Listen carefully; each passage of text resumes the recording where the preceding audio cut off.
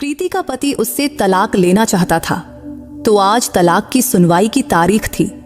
इसीलिए प्रीति लखनऊ आई थी और कोर्ट का काम खत्म होने के बाद वो बस स्टैंड पहुंची और दिल्ली जाने वाली बस पकड़ ली। लेकिन उस बस में एक औरत की सोने की चैन चोरी हो गई। इससे बस में बड़ा हंगामा मच गया और आखिरकार बस को पुलिस स्टेशन में रुकना पड़ा, जिससे काफी देर हो गई। फिर जब बस लखनऊ के थाने से निकलकर जब दिल्ली की ओर रवाना हुई, तब शाम ढल चुकी थी।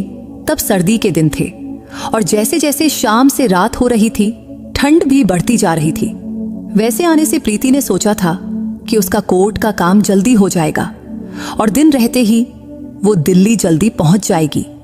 इसलिए उसने न स्वेटर लिया था न शाल लिया था। लेकिन अब देर होने की वजह से और ठंड बढ़ने की वजह से वो कांपने लगी थी। तब उसके बगल में एक जवान लड़का बैठा था, जिसका नाम अजय था। वो प्रीति की हालत बार बार देख रहा था। थोड़ी देर बाद उसने अपनी बैग से एक शाल निकाला और खुद ओढ़ लिया।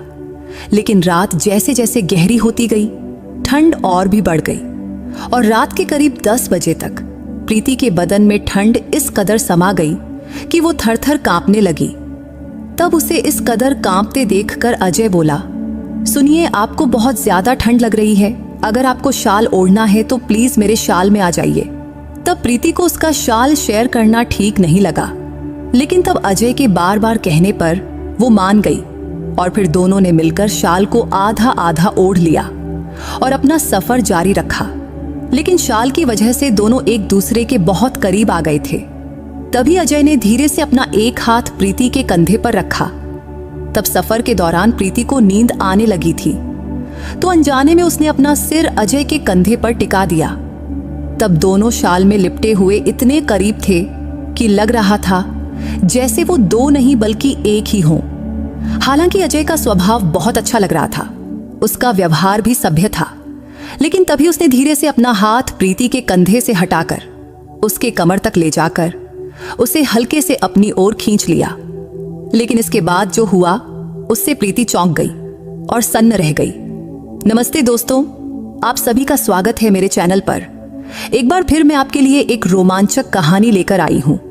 अगर आपको यह कहानी पसंद आए तो कृपया वीडियो को एक लाइक जरूर करें। तो चलिए शुरू करते हैं। आज प्रीति की कोर्ट में तलाक की तारीख थी, तो दोपहर 2 बजे तक कोर्ट के सारे काम निपट गए। फिर 3 बजे तक वो लखनऊ बस स्टैंड पर थी। उस दिन बस स्टैंड पर बहुत भीड़ थी। दरअसल आरक्षण की मांग के लिए लखनऊ में मोर्चा निकला गया था और वहां के आसपास के गांवों से लोग इस मोर्चे में शामिल होने आए थे। इसीलिए बस स्टैंड और पूरे शहर में खूब अफरा तफरी मची थी। लेकिन कुछ देर बाद सौभाग्य से दिल्ली जाने वाली बस भी आ गई, तो प्रीति ने किसी तरह धक्का मुक्की करके बस में चढ़ी और जगह बनाई। लेकिन बैठने की जगह मिलना तो दूर की बात थी। बस में ऐसी भीड़ थी कि जितने लोग सीटों पर बैठे थे उससे ज्यादा तो खड़े थे। वो बस औरतों और मर्दों से ठसाठस भरी थी, मानो किसी पिंजरे में ढेर सारे मुर्गियों के बच्चे ठूंस दिए गए हों। फिर भी लोग बस में चढ़े जा रहे थे। ये सब देखकर कंडक्टर ने आखिरकार बस का दरवाजा बंद कर दिया। तब प्रीति की हालत भी कुछ अलग नहीं थी, क्योंकि उसे भी बैठने की जगह नहीं मिली थी। तो वो बस के एक खंभे को पकड़कर खड़ी रही। करीब 15 मिनट बाद ड्राइवर गाड़ी को स्टार्ट किया और बस दिल्ली की ओर चल पड़ी। तब बस इतनी भरी थी कि लोग एक दूसरे से सटकर रगड़ते हुए खड़े थे। तब बस अभी लखनऊ शहर में ही थी और अभी 4-5 किलोमीटर का रास्ता तय किया होगा कि कंडक्टर ने टिकट काटने की पुकार शुरू कर दिया।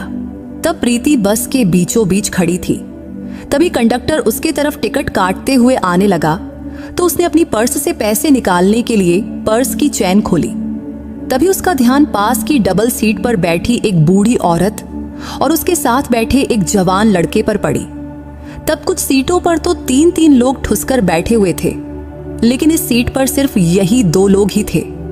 तो प्रीति ने सोचा, शायद ये लोग थोड़ी सी जगह देकर उसे बैठने दें। लेकिन बूढ़ी औरतें कैसी होती हैं, ये तो आप सब जानते ही हैं। फिर भी जब प्रीति ने उस सीट की तरफ बढ़ी, तो उस बूढ़ी औरत ने प्रीति की ओर गुस्से से देखा। तो प्रीति को लगा कि बूढ़ी औरत से जगह मांगने का कोई फायदा नहीं। तभी प्रीति अपने मन ही मन बोली, जाने दे प्रीति, बेकार का झमेला मोल लेना सही नहीं। तभी बस का कंडक्टर धीरे धीरे उसके पास टिकट काटते हुए आ रहा था। तभी अचानक उस बूढ़ी औरत ने प्रीति का हाथ पकड़ा और बोली, बेटी बैठेगी क्या?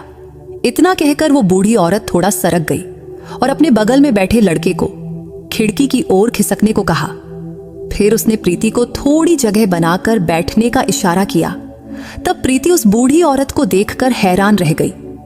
तब उसे समझ नहीं आया कि उस बूढ़ी औरत के मन में ये दया का भाव कहां से जागा, क्योंकि तब उसे तो यकीन ही नहीं था कि वो बूढ़ी औरत उसे जगह देगी। लेकिन वो बूढ़ी औरत ने जो किया वो प्रीति के अब तक के तजुर्बे और सोच से परे था। अब उस बूढ़ी औरत ने जगह दे दी तो प्रीति का मन खुशी से झूम उठा। जैसे कहावत है ना कि कोई अपना मिल गया, वैसा ही कुछ हो गया था। तो प्रीति ने आभारी होकर उस बूढ़ी औरत की ओर देखा और बगल में जाकर बैठ गई।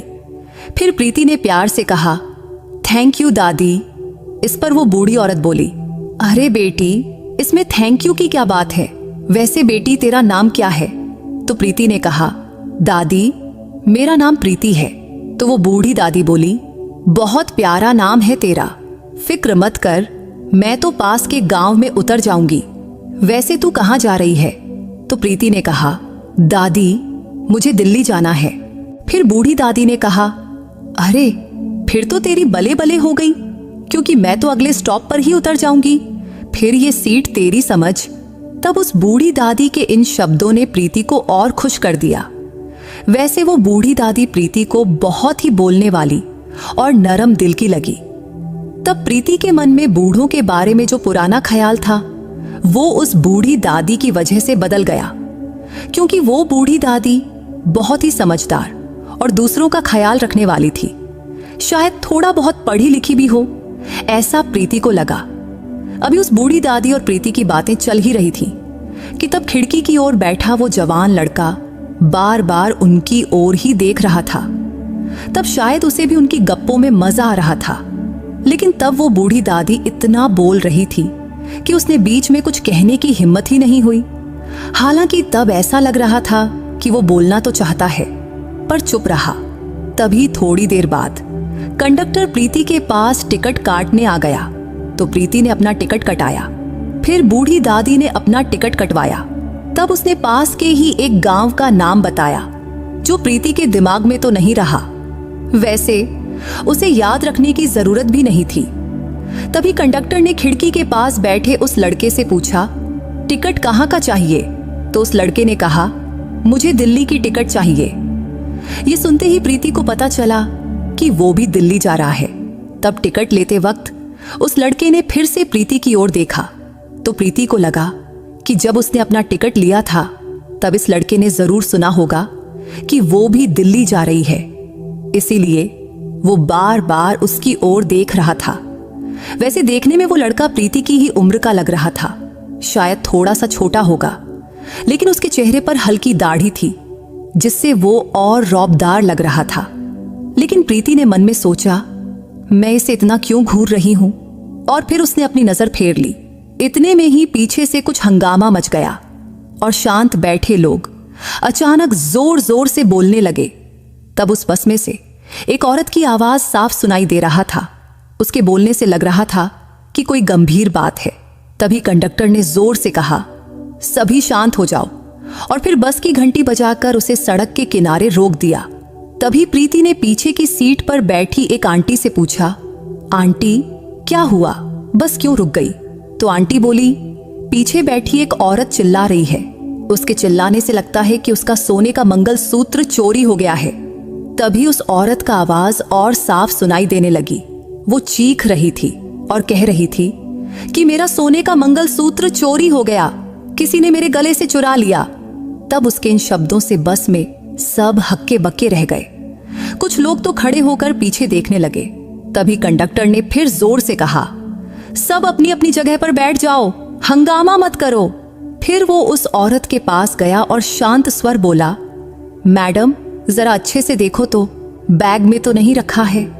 इस पर उस औरत ने घबराए हुए स्वर में कहा, नहीं साहब, सब देख लिया, मगर मंगलसूत्र मेरे गले में ही था। बस में चढ़ते वक्त भी था, लेकिन अब गायब है। पक्का किसी ने चुराया है। तभी प्रीति ने उस औरत की ओर देखा तो वो औरत दिखने में सांवली थी और साधारण घर की लग रही थी। इसलिए उसे लगा कि वो बेवजह हंगामा नहीं कर रही है, क्योंकि उसकी हालत देखकर लग रहा था कि वो बेचारी बिल्कुल लाचार है।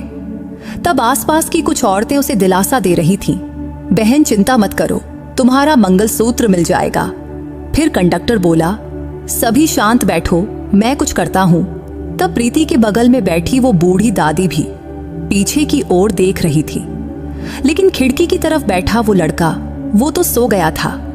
तभी हंगामे की वजह से उसकी भी नींद खुल गई, तो उसने थोड़ा घबराया हुआ चेहरा बनाकर उस बूढ़ी दादी से पूछा, दादी क्या हुआ? तो उस बूढ़ी दादी ने उसके कंधे पर थपकी देकर कहा, अरे बेटा छोड़ ना ये सब, कुछ औरतों को बदन भर सोना लादना होता है, चमक दमक दिखानी होती है और फिर चोरों से सिर पकड़ना पड़ता है। यही हुआ है एक औरत के साथ। तब बूढ़ी दादी की ये बात प्रीति को खटकी, लेकिन उसने कुछ नहीं कहा। तभी उस लड़के ने प्रीति की ओर देखकर पूछा, मैडम सचमुच बताओ ना, क्या हुआ है? तो प्रीति बोली, पीछे बैठी एक आंटी का सोने का मंगलसूत्र गायब हो गया है, शायद चोरी हो गया है, इसीलिए वो इतना चिल्ला रही हैं। इस पर वो लड़का गंभीर नजरों से इधर उधर देखने लगा। बीच बीच में उसने प्रीति की ओर भी देखा, फिर बिना कुछ बोले सोच में डूब गया। इतने में कंडक्टर और ड्राइवर बस से उतर गए। उन्होंने सबको चेतावनी दिया कि सब लोग बस में ही बैठे रहो, कोई बाहर नहीं जाएगा। तब उन्होंने उस औरत को भी नीचे बुलाया। तब प्रीति खिड़की से ये सब देख रही थी। तब वो औरत बहुत घबराई हुई थी, क्योंकि वो अकेली थी, कोई उसके साथ नहीं था। तब उसकी हालत देखकर प्रीति को लगा कि वो बेचारी गरीब घर की होगी। वैसे भी उस औरत के बोलने से साफ था कि ये धक्का वो बर्दाश्त नहीं कर पा रही थी। तभी कंडक्टर ने पूछा, तुम्हारा मंगलसूत्र कितने ग्राम का था? तो वो औरत बोली, वो डोरी वाला था, उसमें कुछ सोने के मणके थे, कुल मिलाकर 10 तोले का था। ये सुनकर प्रीति ने मन ही मन हिसाब लगाया।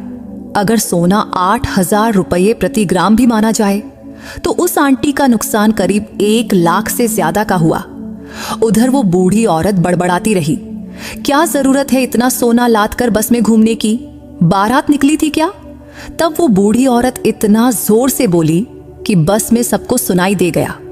कई लोग उसकी बात पर ठहाके मारकर हंस भी पड़े। वहीं प्रीति को बूढ़ी दादी थोड़ी बड़बोली लग रही थी, लेकिन उसने उसे जगह दी थी, इसीलिए वो उसकी आभारी थी, इसीलिए वो उनको कुछ नहीं बोली। तब पास बैठा वो लड़का भी बूढ़ी दादी की बात सुनकर हंस पड़ा। तब हंसते वक्त वो बड़ा हैंडसम लग रहा था, लेकिन तभी प्रीति फिर से सोचने लगी, मैं इसे इतना क्यों देख रही हूं?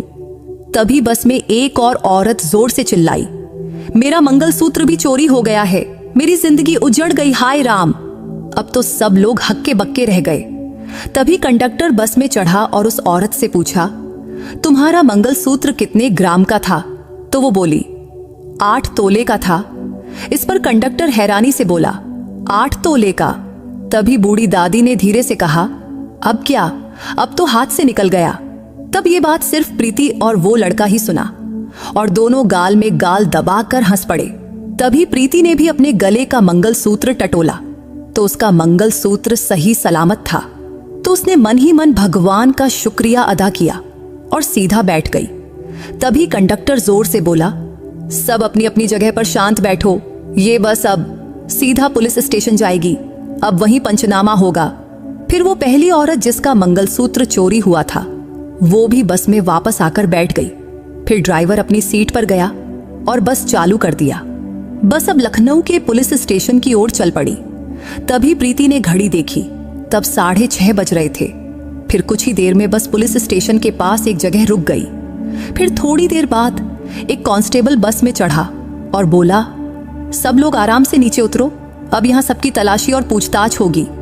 ये सुनकर प्रीति ने सिर पकड़ लिया, ये क्या नया ड्रामा है, अब यहाँ कितना वक्त लगेगा और बस कब आगे बढ़ेगी।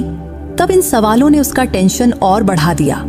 फिर सब यात्री एक एक करके नीचे उतरे। सभी को लाइन में खड़ा किया गया, मर्द एक तरफ औरतें दूसरी तरफ। थोड़ी देर बाद कुछ पुलिस वाली औरत भी आईं और तलाशी शुरू हुई। उन्होंने हर किसी की जेबें, बैग, सब कुछ टटोला और तब उन दोनों औरतों को अलग किनारे खड़ा किया गया था जिनका मंगलसूत्र चोरी हुआ था। तब शाम 6 बजे से रात के 9 बजे तक ये तमाशा चलता रहा। अब सबकी तलाशी और पूछताछ हो गई, लेकिन उन दोनों औरतों का मंगलसूत्र नहीं मिला। फिर धीरे धीरे लोग खुसुर पुसुर करने लगे। कुछ ने खुलकर बोलना शुरू किया, चोरी तो किसी एक ने की होगी ना, लेकिन सजा सबको मिल रही है। किसी ने कहा, साहब हमें जल्दी छोड़ दो। तब पुलिस वालों ने हालात की गंभीरता देखी और रात के 10 बजे सबको बस में वापस जाने की इजाजत दिया। तब प्रीति ने बस में चढ़ते वक्त बूढ़ी दादी को सहारा दिया। तब उसका एहसान का भाव था, क्योंकि बूढ़ी दादी ने उसे जगह दी थी तो उसकी मदद करना प्रीति का फर्ज था। बस में चढ़ते समय कंडक्टर ने हिदायत दिया, सब अपनी अपनी सीट पर ही बैठो और हंगामा मत करो। फिर प्रीति और बूढ़ी दादी अपनी सीट पर आए। तब खिड़की की तरफ वो लड़का पहले ही जाकर बैठ चुका था। तो प्रीति ने कहा, दादी आप बच में बैठिए। तभी बूढ़ी दादी ने मजाकिया अंदाज में कहा, नहीं बेटी तू ही बैठ, नहीं तो तुम दोनों मुझे बीच में ही दबा दोगे। पिछली बार भी मैं जैसे तैसे बैठी थी। लगता है तुम जवान लोग मेरा चूरमा बनाने का इरादा रखते हो क्या? तब बूढ़ी दादी की बात सुनकर प्रीति को हंसी आ गई। तब वो लड़का भी अपने मन ही मन मुस्कुराया। लेकिन अब प्रीति उस लड़के के बगल में बैठी थी और उसकी बाईं तरफ वो बूढ़ी दादी। तभी कंडक्टर ने चेक किया कि सब यात्री बस में चढ़ गए हैं या नहीं। फिर बोला, सबको तकलीफ हुई, असुविधा हुई, इसके लिए हमें भी बुरा लग रहा है, लेकिन सरकारी प्रक्रिया पूरी करनी जरूरी थी।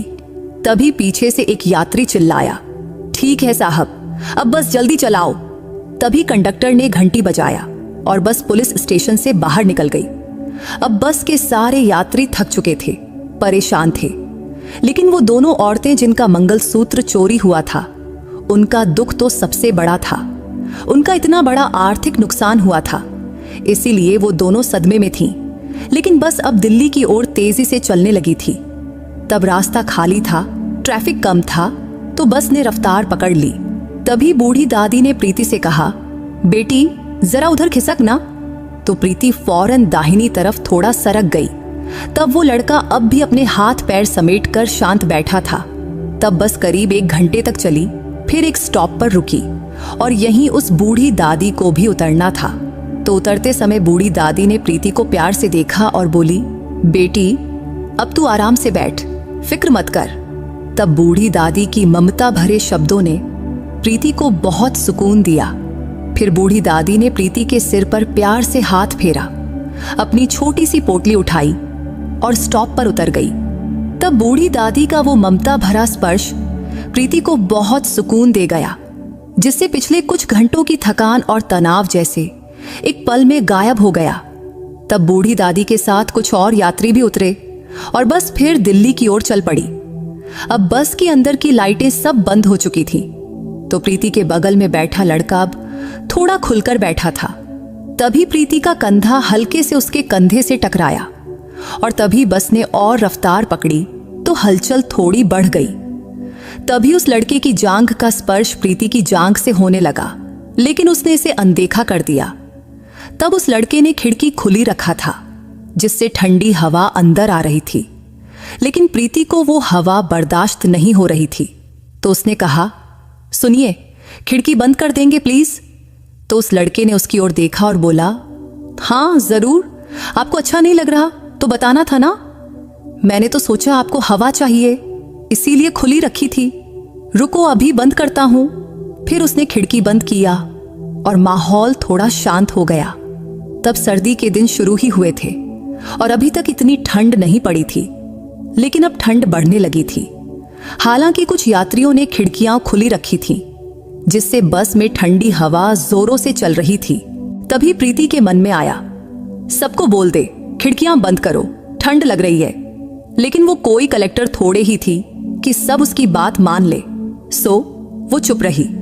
फिर थोड़ी देर बाद वो लड़का खड़ा हुआ और उसने ऊपर रखा अपना बैग निकाला और उसमें से एक शाल निकाला और बैग वापस ऊपर रखकर नीचे बैठ गया। फिर उसने शाल अपने चारों ओर लपेट लिया।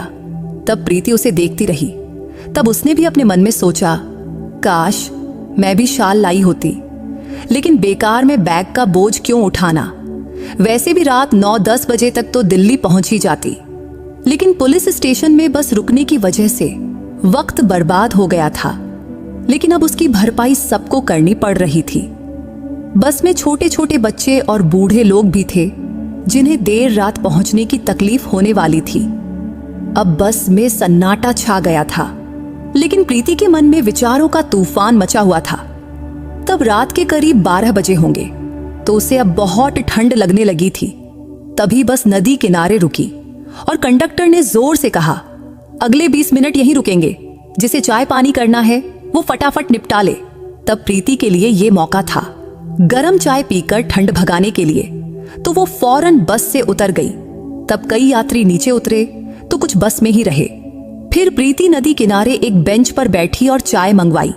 फिर गरम चाय पीते हुए उसके शरीर में थोड़ी गर्मी आई। तब पास ही थोड़ी दूर पर वो लड़का भी खड़ा था। तभी प्रीति ने उसे देखकर पूछा, सुनिए, आपने चाय नहीं ली? इस पर वो हंसकर बोला, हाँ ले रहा हूं, मंगवाया हूं, अभी लाएंगे। फिर थोड़ी देर बाद वेटर ने उसकी चाय भी लाकर दिया। तब प्रीति के बगल में थोड़ी जगह खाली थी, तो उसने नम्रता से कहा, अगर आप चाहें तो यहां बैठ सकते हैं। इस पर उस लड़के ने हल्के से मुस्कुराकर प्रीति को थैंक यू कहा और उसके बगल में बैठ गया। फिर दोनों ने मिलकर चाय खत्म किया। चाय पीते वक्त उस लड़के ने पूछा, आप भी दिल्ली जा रही हैं ना?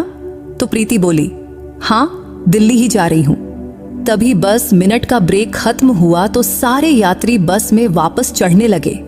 तो प्रीति भी बस में चढ़ गई और खिड़की की साइड जाकर बैठ गई। तभी उस लड़के ने भी उसके पीछे पीछे बस में चढ़ा। बस में चढ़ने के बाद उसने प्रीति से पूछा, सुनिए जरा खिसकेंगी? इस पर प्रीति खिसकते हुए बोली, अच्छा आप खिड़की की तरफ बैठना चाहते हैं? इस पर वो बोला, नहीं नहीं आप ही बैठिए। तो प्रीति खिड़की की तरफ थोड़ा और सरक गई और वो लड़का उसके बगल में बैठ गया। फिर उसने अपना शाल उठाया और ओढ़ लिया। शाल ओढ़ते वक्त उसने प्रीति की ओर देखा। तभी प्रीति की नजर भी उससे मिली। तब पहली बार दोनों की आंखें इस तरह टकराई थी। थोड़ी देर बाद वो लड़का ने शाल को आधा ओढ़ा और प्रीति से बोला, अगर आपको भी शाल ओढ़ना है तो शाल के अंदर आ जाइए। इस पर प्रीति हंसकर बोली, अरे नहीं नहीं, मुझे इतनी ठंड नहीं लग रही, चाय पी ली है, अब ठीक हूं, लेकिन पूछने के लिए शुक्रिया। इस पर उसने हंसा और अपनी शाल को अच्छे से ओढ़ लिया। तभी बस फिर से चल पड़ी। अब भी दोनों एक दूसरे के बिल्कुल करीब बैठे थे। तभी प्रीति के दिमाग में विचार चलने लगे, रात को स्टॉप पर उतरकर घर कैसे पहुंचूंगी? तभी उस लड़के ने बोला, आपने देखा क्या? तभी प्रीति घबराकर बोली, क्या? तो वो बोला, वो पीछे बैठी आंटी जिसका मंगलसूत्र चोरी हुआ है, वो कितनी दुखी है, उसका चेहरा एकदम उदास हो गया है। और वो आगे बैठी आंटी जिसका भी मंगलसूत्र चोरी हुआ है, लेकिन उसके चेहरे पर जरा भी फिक्र नहीं दिख रही है। इस पर प्रीति ने कहा, मतलब आप क्या कहना चाहते हैं? समझ नहीं आया। तो वो लड़का प्रीति के थोड़ा करीब आया और धीमी आवाज में बोला, मुझे लगता है कि वो आगे वाली आंटी ही चोर हो सकती है। उसी ने पीछे वाली आंटी का मंगलसूत्र चुराया होगा और खुद नाटक रच लिया कि उसका भी मंगलसूत्र गायब है। ये सुनकर प्रीति हैरान रह गई, क्योंकि तब उस लड़के के इस अनुमान ने उसे चौंका दिया था। फिर उसने उस लड़के की ओर देखकर कहा, सचमुच ये बात तो किसी ने सोची ही नहीं। पुलिस को भी उस आंटी की अच्छे से जांच करनी चाहिए थी। तभी उस लड़के ने सिर हिलाते हुए कहा, हाँ, और अगर इनका सचमुच कुछ गायब हुआ होता तो उसके चेहरे पर वो दुख दिखता, लेकिन वो तो बिल्कुल बेफिक्र लग रही है। तब प्रीति ने भी उस लड़के की बात का समर्थन किया और मन में सोचने लगी कि सचमुच पुलिस ने सबकी तलाशी ली, लेकिन शायद इन दोनों की जांच नहीं किया, इसलिए कहीं इस लड़के का अंदाजा सही तो नहीं। फिर थोड़ी देर दोनों चुप रहे। तब बस तेज रफ्तार से दौड़ रही थी, लेकिन अब प्रीति को फिर से ठंड लगने लगी थी। तभी उस लड़के ने पूछा, आपका नाम क्या है? तो प्रीति के मन में सवाल उठा, ये मेरा नाम क्यों पूछ रहा है? लेकिन फिर उसने सोचा, शायद बस में बैठे बैठे बोर हो गया होगा, तो उसने जवाब दिया, मेरा नाम प्रीति है। नाम सुनते ही वो लड़का बोला, अच्छा, बड़ा प्यारा नाम है आपका। इधर अब प्रीति को भी उसका नाम जानने की उत्सुकता हुई, तो उसने पूछा, आपका नाम क्या है? इस पर वो हंसकर बोला, मेरा नाम अजय है। थोड़ी देर बाद अजय फिर बोला, सुनिए, ये शाल ले लीजिए ना, मुझे लगता है आपको इसकी बहुत जरूरत है एल, क्योंकि आपको ज्यादा ठंड लग रही है। इस पर प्रीति ने कहा, अरे नहीं, आप ही ओढ़ लीजिए, आप मुझे अपनी शाल दे देंगे तो फिर आप क्या ओढ़ेंगे? इस पर अजय हल्के से हंसा और बोला, कुछ नहीं, लेकिन मैं मैनेज कर लूंगा। लेकिन प्रीति को उसकी शाल लेना ठीक नहीं लगा, हालांकि उसे जरूरत थी, तो वो थोड़ा हिचकिचाई। लेकिन अजय बार बार आग्रह करता रहा, अरे ले लीजिए ना। तब उसके जिद करने पर प्रीति ने शाल ले ली और कंधों पर डाल ली। शाल ओढ़ते ही उसे थोड़ा सुकून मिला। वैसे शाल पतली थी, लेकिन कॉटन की थी, तो ठंड थोड़ी कम लगने लगी। वैसे अब भी अजय प्रीति के पास ही बैठा था और अब रात के 1 बज चुके थे, तो यात्रियों को सोने के लिए बस की अंदर की लाइटें बंद थीं। सिर्फ 2 छोटी लाइटें जल रही थीं, जिनसे हल्का हल्का उजाला फैला था। उस रोशनी में सबके चेहरे धुंधले दिख रहे थे। तभी प्रीति ने खुद ही अजय से कहा, सुनिए, आपको भी तो ठंड लग रही होगी, तो ये शाल हम दोनों शेयर कर लें। आगे वो बोली, चलो आधा आधा बांट लेते हैं, आधा आप ओढ़ लो और आधा मैं। ये सुनकर अजय थोड़ा हैरान हुआ, लेकिन कुछ बोला नहीं। तभी प्रीति ने शाल का आधा हिस्सा उसकी तरफ किया, तो अजय ने शाल का एक कोना अपने कंधे पर लिया और दूसरा कोना प्रीति ने पकड़ा। लेकिन शाल इतनी बड़ी नहीं थी कि दोनों दूर दूर बैठकर खुद कर ढक सकें, इसीलिए उन्हें और करीब बैठना पड़ा। तो अब दोनों बिल्कुल सटकर बैठे थे, जिससे प्रीति की जांघ अजय की जांघ से पूरी तरह टच हो रही थी। तब आसपास के यात्री भी अपनी अपनी शालों या स्वेटर में लिपटे हुए थे और अब प्रीति भी अजय के बिल्कुल करीब बैठी थी। हालांकि ये हालात उसे थोड़े अटपटे लग रहे थे, क्योंकि अजय एक अजनबी था जिससे वो पहली बार मिली थी और अब उसे उसके साथ इतने करीब बैठना पड़ रहा था। लेकिन अजय की बातों, हाव भाव और व्यवहार से वो भरोसेमंद लग रहा था। तब बस चलती रही। अजय का कंधा अब प्रीति के कंधे से टच हो रहा था और उसका कोहनी उसके पेट के पास छू रहा था। फिर भी अजय का व्यवहार बहुत सभ्य था। वो बड़े सावधानी से बैठा रहा, जैसे मानो कोई गलती न हो जाए। तब शाल की वजह से दोनों की देह की गर्मी एक दूसरे तक पहुंच रही थी, जिससे ठंड थोड़ी कम हो रही थी। तब दोनों काफी देर से बिना हिले डुले एक ही जगह बैठे रहे, जिससे उनके हाथ पैर अकड़ गए थे। तब अजय प्रीति की बाईं तरफ था और प्रीति उसकी दाईं तरफ। वैसे इंसान की आदत होती है इधर उधर हाथ पैर हिलाने की, थोड़ा हटने खटने की। आखिर इंसान भी तो पहले बंदर ही था ना। इसलिए प्रीति ने अपना बायां हाथ हिलाया और अकड़े हुए हाथ को थोड़ा ढीला करने की कोशिश की। फिर वो हंसकर अजय से बोली, हाय, ये हाथ तो भारी हो गया है। तभी अजय ने भी अपना दायां हाथ हिलाया, थोड़ा पीछे खींचा और धीरे से बोला, अब अच्छा लग रहा है ना? इसलिए प्रीति ने सिर हिलाया और खिड़की की तरफ देखने लगी। तभी अजय ने अपना दायां हाथ अपने छाती के ऊपर से प्रीति की पीठ के पीछे रखा। क्योंकि सीट थोड़ी ऊंची थी, तो उसका हाथ मुश्किल से वहां तक पहुंच रहा था। कुछ देर उसने हाथ वैसे ही रखा, लेकिन अचानक उसका हाथ सीट से फिसला और सीधा प्रीति के कंधे पर आ गिरा, जिससे प्रीति थोड़ा चौंकी। तो अजय ने फौरन कहा, सॉरी, गलती से बैलेंस बिगड़ गया। इस पर प्रीति हंसकर बोली, कोई बात नहीं, हालात ही ऐसे हैं। इस बात पर अजय भी शरारती अंदाज में हंसा, फिर बेझिझक बोला, तो ये हाथ ऐसे ही रखूं? इस पर प्रीति एक पल चुप रही, फिर धीमी आवाज में बोली, हाँ रख लीजिए, कोई दिक्कत नहीं। फिर अजय ने अपना दायां हाथ हल्के से प्रीति के कंधे पर रखा। तब प्रीति के बाल जूड़े में बंधे थे, तो उसकी पीठ खुली थी, तो अजय के हाथ की गर्मी उसके कंधे और पीठ पर महसूस हो रही थी, जिससे धीरे धीरे शाल में बैठी हुए प्रीति को अच्छा लगने लगा। लेकिन अजय में एक समझदारी थी कि उसने अपना हाथ बस रखा ही रखा, कुछ हरकत नहीं किया। तब कुछ देर बाद प्रीति का हाथ भी अनजाने में अजय की जांघ पर चला गया। तभी उसने अजय के चेहरे की ओर देखा। तब अजय भी उसे देख रहा था। तब एक पल के लिए दोनों की नजरें टकराईं, लेकिन प्रीति ने फौरन अपनी नजरें फेर ली और खिड़की की तरफ देखने लगी। हालांकि अब ठंड बढ़ गई थी, लेकिन ठंड से ज्यादा चेहरे पर ठंडक और मन में उठ रही हलचल महसूस हो रही थी। इधर ज्यादा रात होने की वजह से प्रीति की आंखों पर नींद का असर होने लगा। फिर भी वो कोशिश कर रही थी कि वो अपनी आंखें खुली रखे, लेकिन नींद अपने आप आंखों पर चढ़ रही थी। फिर कुछ ही पलों में उसका सिर अजय के कंधे पर जा गिरा। फिर झटके से उसे होश आया और वो फौरन सीधी बैठ गई। तब अजय धीरे से हंस रहा था। फिर बोला, अगर नींद में हो तो सिर मेरे कंधे पर रखने में कोई दिक्कत नहीं। इस पर प्रीति थोड़ा झेप कर उसकी ओर देखने लगी। तब अजय के चेहरे पर एक अलग सी चमक थी। तब उसकी नजरें जैसे कह रही थीं कि वो भरोसेमंद है। हालांकि प्रीति को पता था कि वो अजनबी है, लेकिन फिर भी अनजाने में उसने अपना सिर अजय के कंधे पर टिका दिया और कुछ ही पलों में उसे नींद आ गई।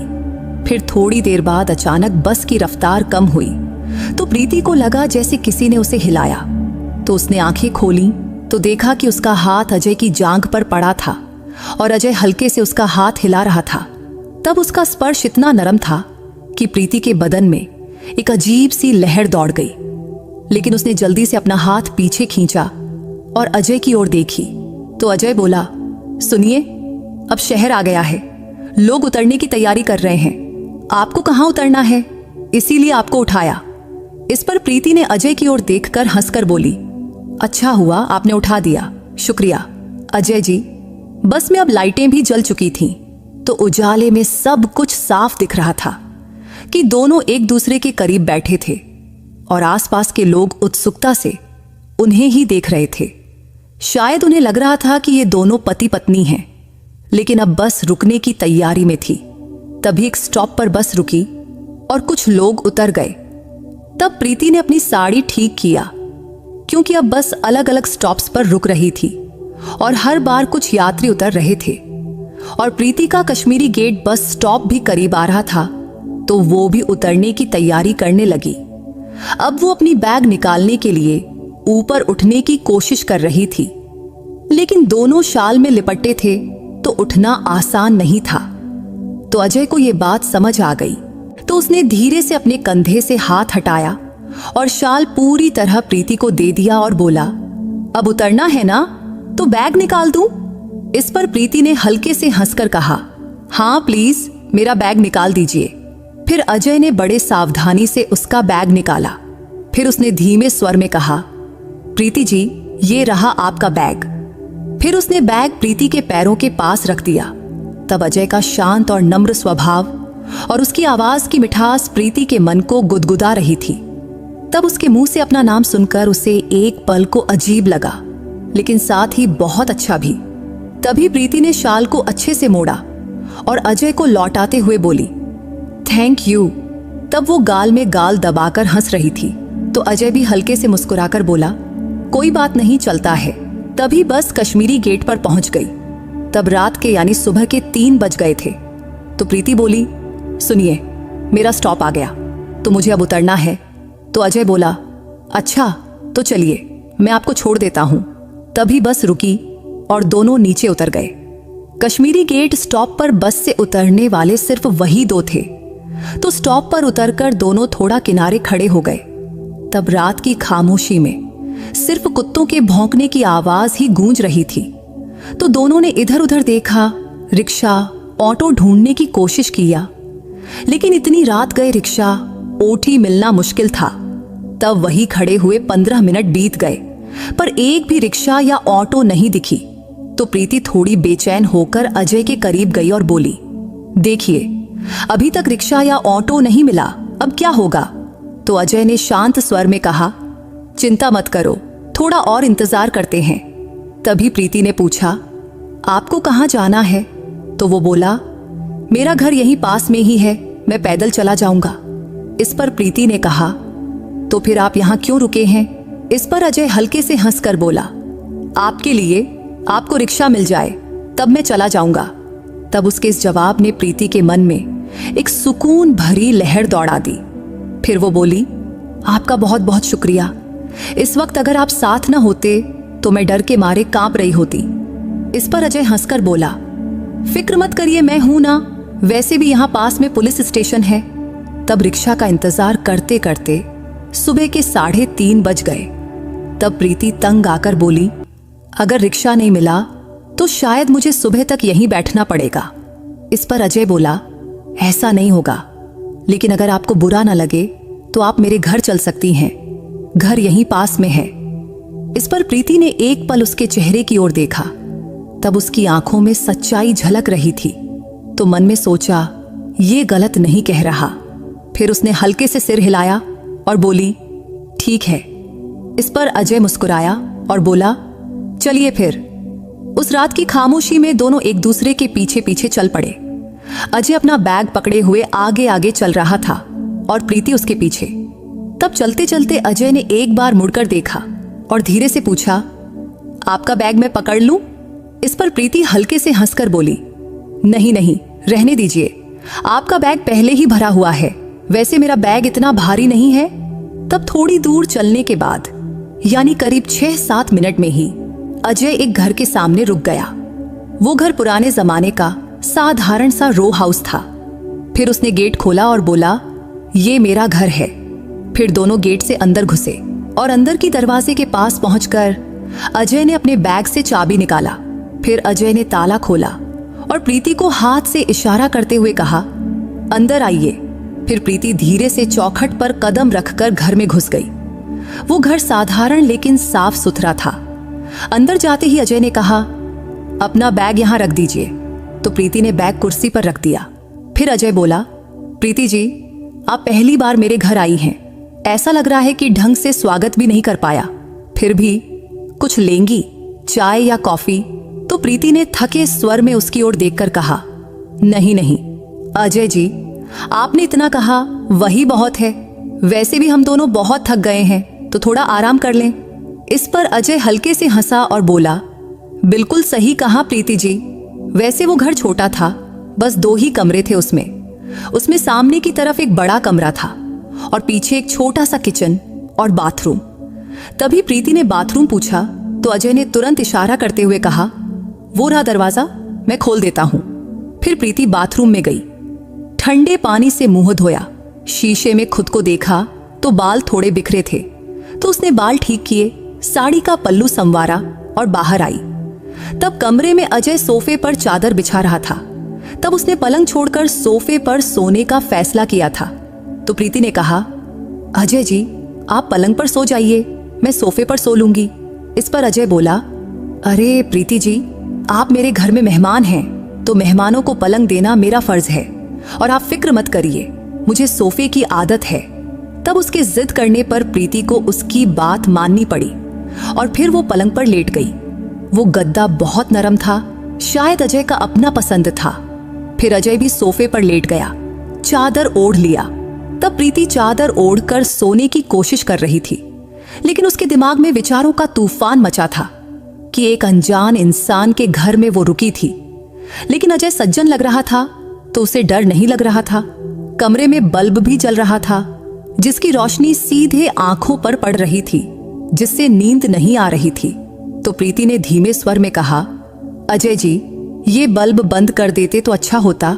इस पर अजय बोला, हाँ, मैं भी बल्ब बंद करना चाहता था, लेकिन आपके लिए चालू रखा।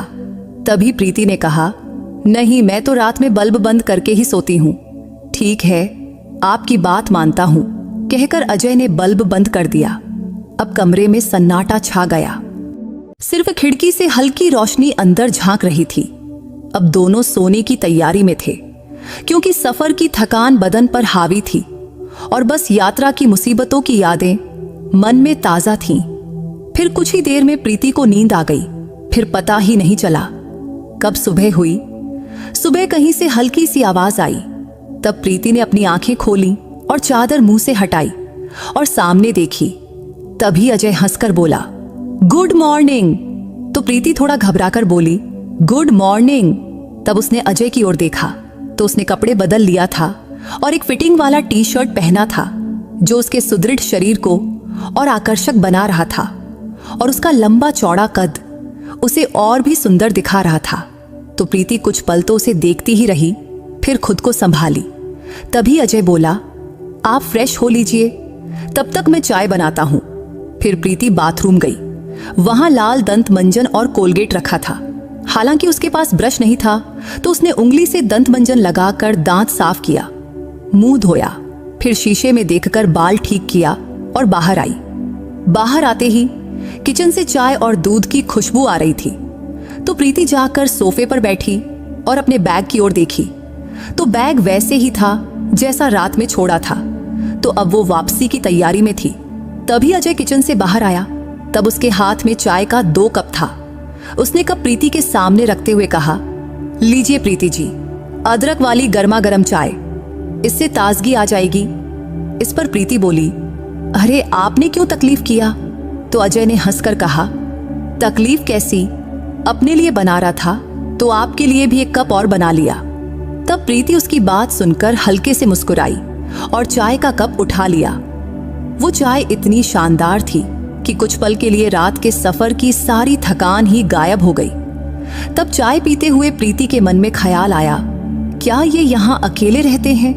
ये ख्याल आते ही उसने पूछ लिया, अजय जी, क्या आप यहाँ अकेले रहते हैं? इस पर अजय हंसा और बोला, नहीं, मेरी माँ मेरे साथ रहती हैं, लेकिन वो अभी गांव गई हैं। तब उसके इस जवाब से प्रीति के मन में अब 2 ही सवाल उठे, या तो वो शादीशुदा है या कुंवारा। तब उसने अजय को थोड़ा गौर से देखी। फिर इस बारे में पूछना उसे सही नहीं लगा। तो चाय खत्म करके उसने कप साइड में रखी और खड़ी हो गई। फिर बोली, अजय जी, आपने मेरी बहुत मदद की है, इसके लिए मैं आपकी बहुत बहुत शुक्रगुजार हूं, लेकिन अब मुझे चलना चाहिए। इतना कहकर वो दरवाजे की ओर बढ़ने लगी। तभी कुछ याद आया और वो मुड़कर बोली, आपका मोबाइल नंबर मिल सकता है? इस पर अजय हंसकर बोला, हाँ जरूर। फिर प्रीति ने अपना फोन निकाला और उसका नंबर अपने फोन में सेव किया और उसे एक मिस्ड कॉल दिया। तब अजय का फोन टेबल पर रखा था। तभी रिंग बजी और वो बोला, हाँ आपका कॉल आ गया। तभी प्रीति हल्के से हंसी और बोली, शुक्रिया, फिर मिलते हैं कभी। फिर अजय ने कहा, हाँ जरूर। फिर प्रीति घर से बाहर निकली, ऑटो पकड़ी और अपने घर पहुंच गई। घर पहुंचते ही उसकी मां ने पूछा, कहाँ थी तू? कितने फोन किए, तूने उठाया नहीं और वहां से भी कुछ बताया नहीं। इस पर प्रीति हंसकर बोली, मां, सफर में थोड़ा गड़बड़ हो गया था, लेकिन मैं बिल्कुल ठीक हूं, फिक्र मत करो। फिर वो घर में गई, फ्रेश हुई और अपने कामों में लग गई। अब अजय से मिले 5 दिन बीत चुके थे, लेकिन उसका अच्छापन और सभ्यता बार बार प्रीति के मन में घूम रहा था। तब कहीं ना कहीं उसे एक उम्मीद थी कि अजय उसे एक बार फोन तो जरूर करेगा, लेकिन उसने ऐसा कुछ नहीं किया। जबकि उसका शांत और सौम्य स्वभाव प्रीति को और ज्यादा आकर्षित कर रहा था। तो छठे दिन सुबह प्रीति से रहा नहीं गया, तो उसने खुद ही अजय को फोन किया। तब पहली बार फोन का रिंग लंबा बजा, लेकिन उसने उठाया नहीं। फिर 5 मिनट बाद अजय का कॉल आया, तो प्रीति ने उत्सुकता से फोन उठाया और कहा, हेलो। तो उधर से अजय की शांत लेकिन मधुर आवाज आई, हेलो प्रीति जी, आप कैसी हैं? तब उसकी आवाज में थोड़ा सा घबराहट थी, शायद उसे प्रीति के फोन की उम्मीद नहीं थी। तो प्रीति ने फटाफट जवाब दिया, आपकी याद आई तो फोन किया। इस पर अजय धीरे से बोला, अच्छा, बहुत अच्छा किया। फिर उनकी बातें शुरू हो गईं। क्या बोले, कैसे बोले, पता ही नहीं चला, क्योंकि गपशप इतनी रंगीन थी कि रुकने का नाम ही नहीं ले रही थी। तभी प्रीति के फोन पर दूसरी तरफ से वकील का कॉल आने लगा। तो उसने अजय से कहा, सुनिए, मेरा एक जरूरी कॉल आ रहा है। इस पर अजय बोला, कोई बात नहीं। तभी प्रीति ने जल्दी से पूछा, अभी कॉल काटिए मत, वैसे आप आज क्या कर रहे हैं? तो अजय ने कहा, कुछ खास नहीं, थोड़ा बाहर जाना है। तो प्रीति ने हिम्मत करके पूछा, क्या हम आज मिल सकते हैं या फिर कल? तब उधर कुछ पल खामोशी छाई रही। तो प्रीति को लगा कहीं कॉल कट तो नहीं गया, लेकिन स्क्रीन पर कॉल चालू दिख रहा था। तभी अजय ने शांत स्वर में जवाब दिया, हाँ ठीक है, कहाँ मिलना है? तो प्रीति बोली, लोधी गार्डन में, कल सुबह 10 बजे, चलेगा? इस पर अजय ने कहा, हाँ ठीक है, फिर कॉल कट हो गया। अगले दिन सुबह प्रीति बहुत उत्साह से उठी। तब उसके मन में एक अजीब सा जोश था। तब अपनी माँ को बताकर वो तैयार हुई और 8 बजे घर से निकल पड़ी और ठीक 9:40 पर वो लोधी गार्डन पहुंच गई।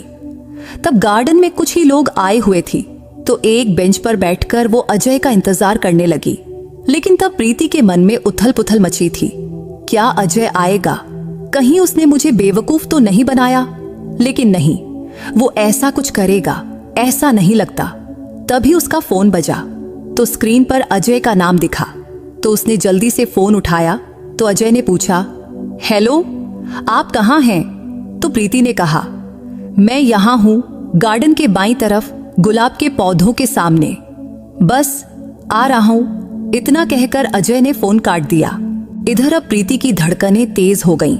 उसने खुद को देखा, दुपट्टा ठीक किया। उसने रंग बिरंगा स्लीवलेस टॉप और मैचिंग दुपट्टा पहना हुआ था। तब कुछ ही पलों में वो अजय को दूर से अपनी ओर आते देखकर खड़ी हो गई। तब उसे देखते ही उसका दिल और जोर जोर से धड़कने लगा। तभी अजय पास आया और हंसकर बोला, सॉरी, थोड़ा लेट हो गया। इस पर प्रीति ने हंसकर कहा, कोई बात नहीं, बस 10 मिनट की देरी हुई है। तभी वो थोड़ा घबराई हुई बेंच पर बैठ गई। तब चारों तरफ हवा में लहराते पेड़ों की छांव, पक्षियों की चहचहाहट और उनके बीच की खामोश बातों ने एक रोमांटिक माहौल बना दिया था। इसके साथ ही अजय का सादा और सच्चा व्यक्तित्व धीरे धीरे प्रीति का दिल जीत रहा था। लेकिन उसे समझ नहीं आ रहा था कि बात शुरू कैसे करे। तभी उसने अजय की ओर देखकर धीरे से पूछा, आपका गांव कहाँ है? तो अजय बोला, मेरा गांव दिल्ली के पास ही है, माँ वहीं रहती हैं, वो अभी अगले 20 दिन तक गांव में ही रहेंगी।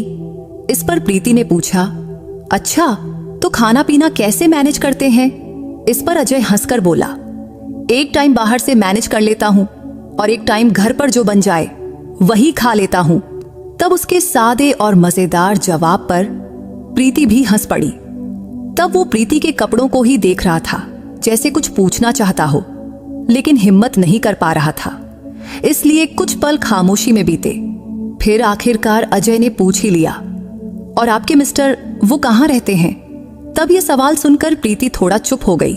तभी अजय ने फौरन सॉरी कहते हुए घबराकर पूछा, कुछ गलत तो नहीं पूछ लिया? इस पर प्रीति ने शांत स्वर में कहा, नहीं नहीं, ऐसी कोई बात नहीं। सच कहूं तो मेरे पति के साथ मेरी कुछ दिक्कतें थीं, इसलिए हमारा लखनऊ कोर्ट में केस चल रहा है और हमारे तलाक की प्रक्रिया शुरू है। तब उसके जवाब से अजय थोड़ा गंभीर हो गया। फिर उसने नम्रता से कहा, सॉरी, मुझे नहीं पता था। तभी प्रीति ने अजय की ओर देखकर कहा, अजय जी, आप सॉरी क्यों कह रहे हैं? जिंदगी है, इसमें अच्छा बुरा तो चलता ही रहता है। वैसे भी भगवान किसी को परफेक्ट जिंदगी नहीं देता।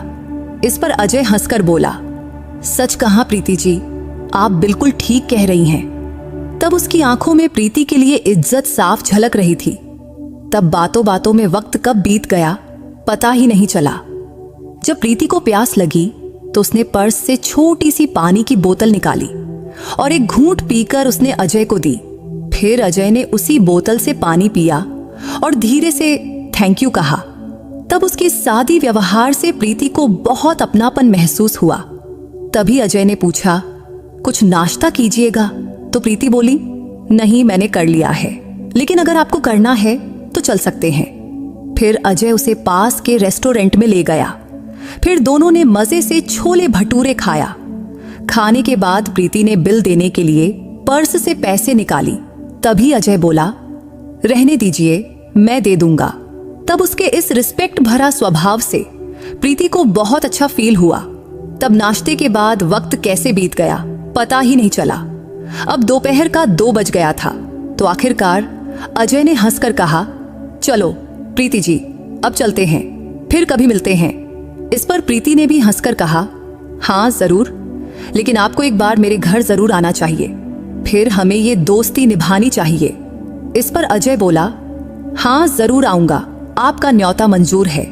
फिर प्रीति ने शरारती लहजे में पूछा, वैसे कब आ रहे हैं? इस पर अजय ने जवाब दिया, 4-5 दिन बाद शाम को आ जाऊंगा। तभी प्रीति ने कहा, शाम को सिर्फ आना ही नहीं है, आपको मेरे घर पर खाना भी खाना पड़ेगा। तो अजय ने शरारती भरे लहजे में जवाब दिया, ठीक है, और फिर दोनों हंस पड़े। इसके बाद घर लौटने के बाद प्रीति बार बार अजय के ख्यालों में ही खोई रहती, क्योंकि उसका सादापन और संयम उसके मन को बहुत भा रहा था। और ये बात उसे सबसे खास लगी कि अजय ने उसके अतीत के बारे में ज्यादा सवाल नहीं किया। इसलिए तो उसके व्यवहार में एक अनोखा जादू जैसा उसे लग रहा था, जो प्रीति के दिल को बार बार छू रहा था। सोमवार का दिन था। उसकी मम्मी पापा एक शादी में गए थे और प्रीति घर पर अकेली थी। तब अजय के विचारों ने उसके मन को पूरी तरह जकड़ लिया था। तभी आखिरकार उसने शाम को अजय को खाने का न्योता देने के लिए फोन किया। तब अजय ने खुशी खुशी हामी भर दिया। वैसे भी उसने 4-5 आने को कहा था, तो आज आता ही, लेकिन उससे पहले ही प्रीति ने कॉल कर दिया। फिर शाम होते ही प्रीति की बेचैनियां बढ़ने लगी। वो तरह तरह के खाने बनाने लगी। जब शाम का 8 बजा तब दरवाजे की घंटी बजी तो प्रीति का दिल जोर जोर से धड़कने लगा। फिर उसने दरवाजा खोला। तब दरवाजा खोलते ही अजय के चेहरे पर शांत सी मुस्कान देखकर प्रीति के चेहरे पर भी हंसी खिल गई। फिर अजय अंदर आकर सोफे पर बैठा और प्रीति रसोई में चली गई और खाना बनाने लगी। तब उसने पनीर की सब्जी, तूप लगी रोटियां, खड़ी और साथ में तीखा सलाद बनाया। तब कम वक्त में खाना तैयार हो गया। फिर दोनों टेबल पर बैठकर गपशप करते हुए खाना खाने लगे। तब खाना खाते खाते मजेदार बातें होती रहीं। तब अजय ने प्रीति के खाने की तारीफ करते हुए कहा, प्रीति जी, इतनी मजेदार पनीर की सब्जी, सलाद और खड़ी, बहुत दिनों बाद घर का खाना खाने का मजा आया है। तब उसकी तारीफ से प्रीति का मन खुशी से भर गया। फिर खाना खत्म होने के बाद दोनों सोफे पर बैठे, टीवी चालू किया और हल्की फुल्की बातें करने लगे। तभी प्रीति ने हंसकर पूछा, अजय जी, आपको आइसक्रीम पसंद है? तो अजय ने शरारती अंदाज में कहा, सच कहूं तो खाने के बाद कभी आइसक्रीम नहीं खाई है, लेकिन आपकी बात कैसे टाल सकता हूं। तभी प्रीति ने फौरन फ्रिज से 2 आइसक्रीम निकाली, एक अजय को दी और दूसरी खुद ली। फिर दोनों साथ में आइसक्रीम खाने लगे। तब भी अजय का सादापन और स्वभाव प्रीति को बहुत भा रहा था। तब आइसक्रीम खत्म होने के बाद दोनों फिर से सोफे पर बैठ गए। फिर अजय ने कहा, आपका मोबाइल तो बहुत अच्छा है, कौन सा है? तो प्रीति ने हंसकर जवाब दिया, सैमसंग का है, ज्यादा महंगा नहीं लेकिन अच्छा है।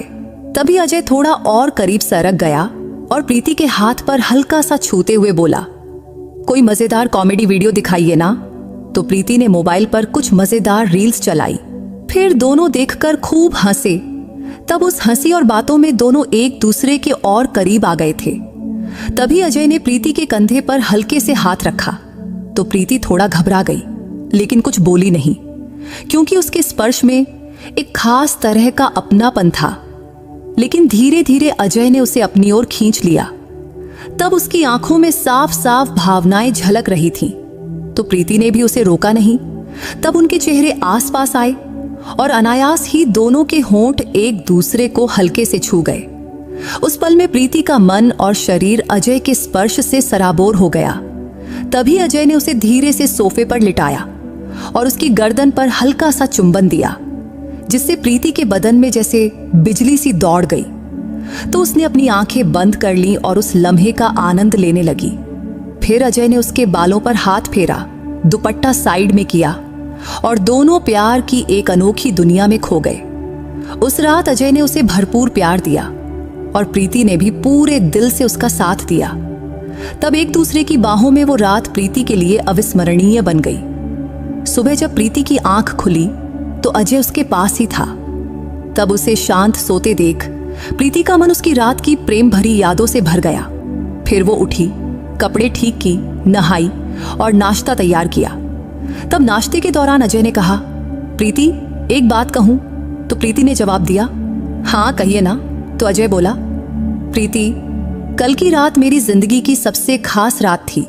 तब उसने रात के उन पलों को इतने प्यारे शब्दों में बयां किया कि प्रीति के मन में उसके लिए इज्जत और भरोसा और बढ़ गया।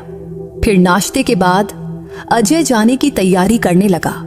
तब जाते वक्त अजय ने प्रीति का हाथ थामते हुए कहा, प्रीति, जिंदगी बहुत खूबसूरत है, लेकिन तुम्हारे साथ ने इसे और भी हसीन बना दिया। तब उसके इन शब्दों से प्रीति का मन खुशी से झूम उठा। फिर वो हंसकर उसे विदा दी और अजय अपने घर चला गया। इधर प्रीति घर का सामान समेटने में लग गई। तभी उसे सोफे पर अजय का पर्स पड़ा दिखा। तो उत्सुकता से उसने पर्स खोला तो उसमें एक पहचान पत्र था जिसमें लिखा था अजय एलोन, अविवाहित। तब ये देखकर प्रीति का आनंद और दोगुना हो गया, क्योंकि अजय अभी कुंवारा था। तो ये ख्याल उसके मन में उम्मीद की किरण जगा गई। लेकिन तभी उसके मन में एक और सवाल उठा कि वो अभी पूरी तरह आजाद नहीं थी। उसका तलाक अभी पूरा नहीं हुआ था।